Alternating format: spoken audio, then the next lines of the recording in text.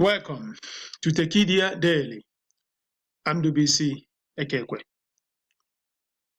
Our topic today is the three pillars in raising capital as an African entrepreneur. And in this conversation, I'll be sharing some ideas, some perspective, and some insights, which are basically work for me in my company. These are things I believe have made it very possible for me to raise the capital I need as we add new subsidiaries and new business units in our company. The construct I'm going to share with you was actually from a very catalytic talk Mr. Tony Elumelu, the chairman of Hess Holding and the chairman of United Bank for Africa PLC, Nigeria. He gave a talk in 2010 in Wharton Business School in Philadelphia, Pennsylvania, United States of America. In that talk, he explained basically so many things about how he started building, taking over a failing bank, Crystal Bank, transmuted it to Standard Trust Bank, and of course, made it one of the most respected financial institutions in Africa.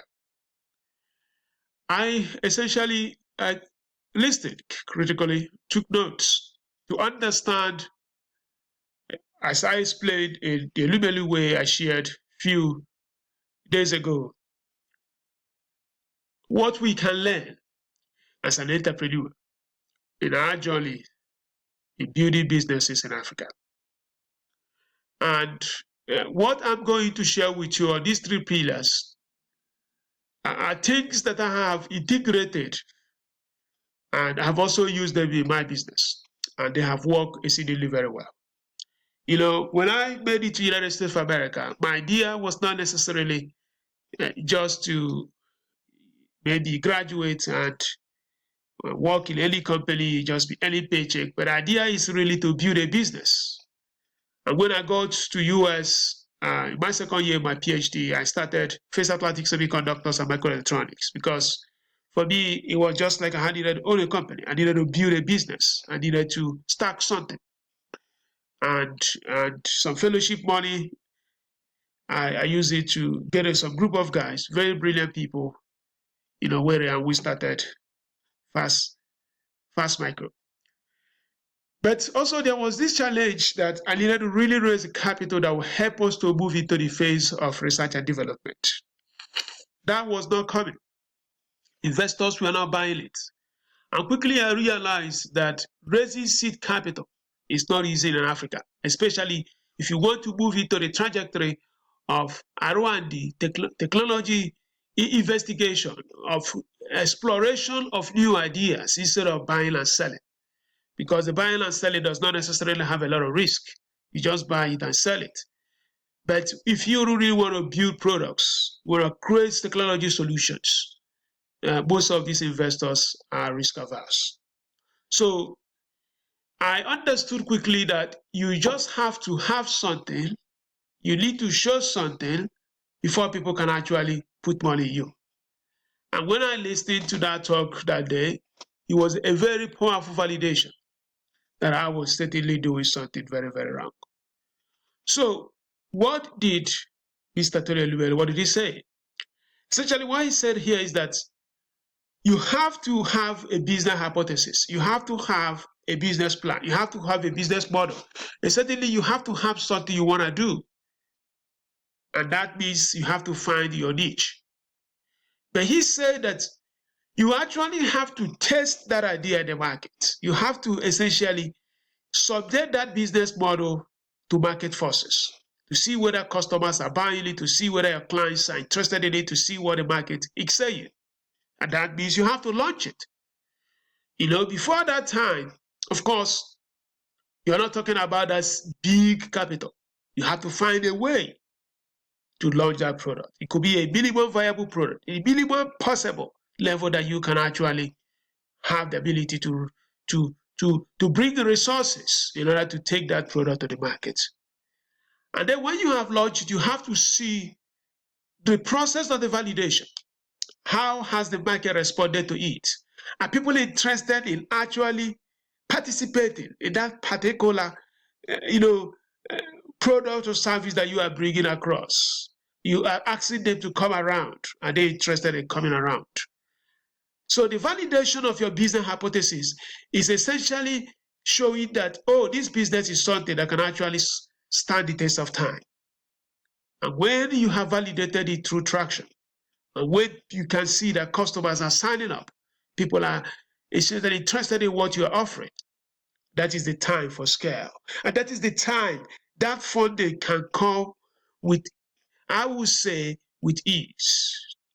And that's exactly true.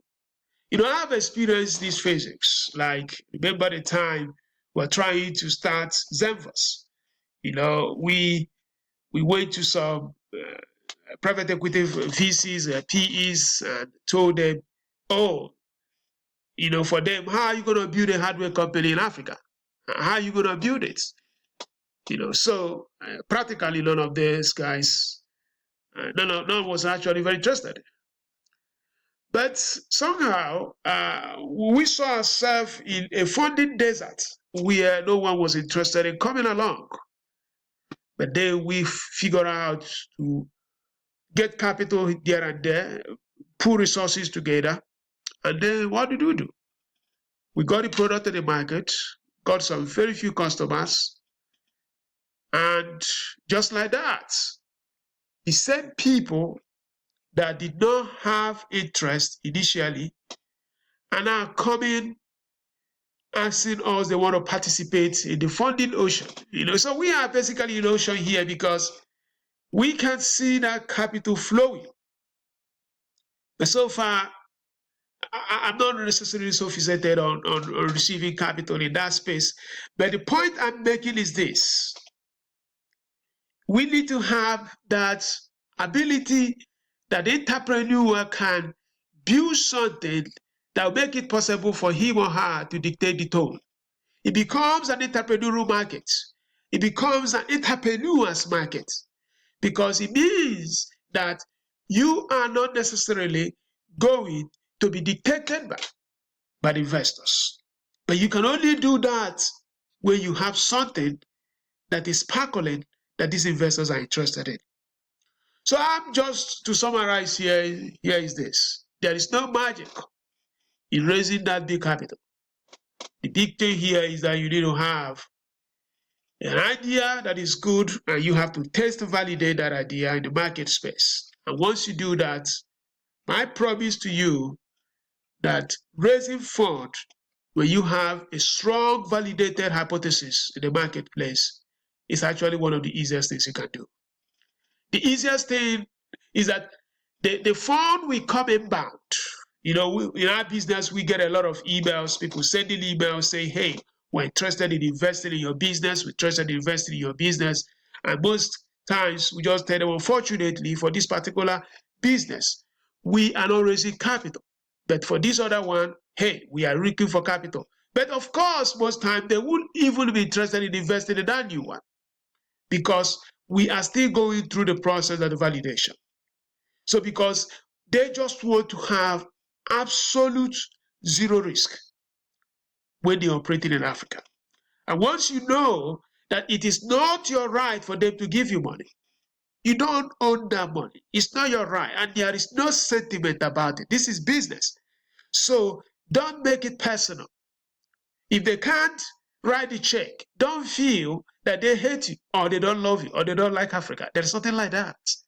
This is capitalism, and they have a fiduciary responsibility to the people that actually invested in them. This is like a pyramid. The people that have this money that they are investing may actually be somewhere in the beach, in Bahamas or Caribbean. So they give them this money, and these guys have to fight a battle to find the best possible places they can put that capital. So you don't have to feel bad if they say, unfortunately, we can't make progress with you. We can't invest in you. It has no way to be personal. But for all that you can imagine, the best thing you need to find a way to do is to figure out how you make your customers your best investors. The customers are the best investors anytime, and I will be having an expanded video cast on this in coming days. If you can figure out a way to make your customers your investors, you will be what I call the business paradise, because you don't really need the ones that ask for equity, or you don't need a bank to give you 20%, 23% interest rate. It means that the customers that you are serving are interested to see that your business flourishes. And that is one thing you need to figure out how you can actually get into that domain. And in Africa, it works very well because most times some customers are ready to prepare for solutions and services. If you can build something so compelling good to be in that terrain, I promise you that you're going to be very successful. The ABC of raising capital in Africa is not writing a business plan and just flying all over the world looking for capital. The strategy of raising capital in Africa is that you need to have a tested, validated business hypothesis that has a defined, quantifiable market traction. And then when you ask for that capital, they will write the check. I'm Ndubuisi Ekekwe, and I hope you pick some little things from our video cast today.